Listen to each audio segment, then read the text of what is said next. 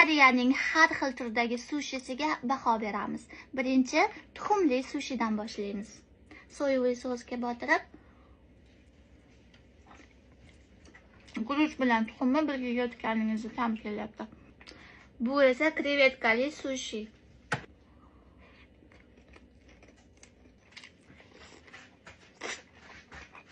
Va limonda po'stlog'i bilan yeyishni ham yaxshi ko'raman. Bu esa ko'pchilik yaxshi ko'rgan syomgali sushi.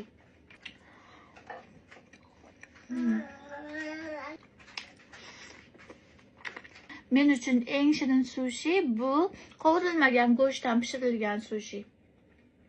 Juda ham mazali.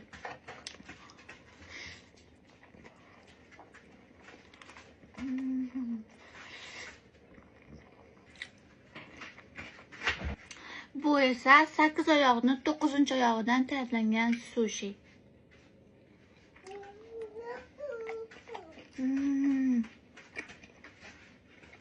Uchinchi o'rin.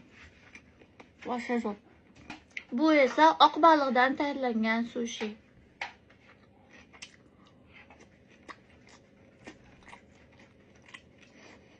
Baliq juda ham yumshoq ekan.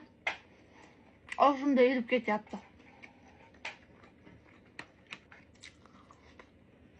Bu esa pishirilmagan krevetkadan tayyorlangan sushi.